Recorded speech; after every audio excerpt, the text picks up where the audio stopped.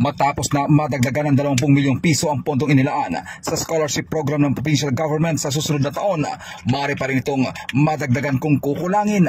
Ayon kay Board Member Anton Alvarez, ang chairman ng Committee on Appropriation ng probinsya, aabot sa 100 at 20 milyong piso ang inilaan dito ng provincial government na magagamit na sa taong 2026. Pero hindi nangangahulugang hindi na ito maaaring madagdagan pa sa susunod na taon kung talagang kukulangin. Proposal niya sa budget next year is nasa 120 million na, no? So nadagdagan ng mahigit kumulang 20 plus million para na masuportahan yung mga ibang courses, no? At hindi man ibig sabihin na 120 million na yung budget next year, yun lang yun.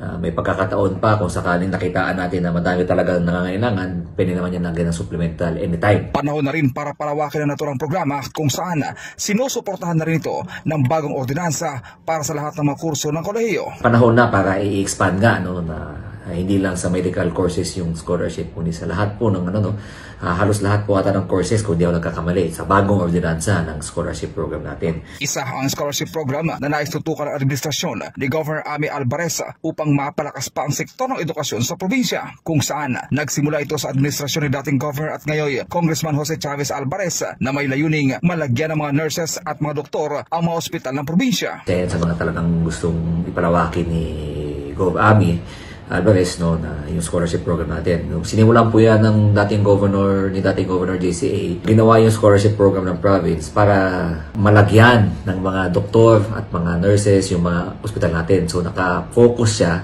noon sa mga medical courses. Pero ngayon sa pamumuno ni Governor Ami, samantala aprobado na rin ang isang ordinansang magbibigay ng pagkakataon sa iba pang kurso na maaari na rin makapasok bilang scholar ng provincial government. MacArthur Asotilia, Basta Radio, Iban Deramo.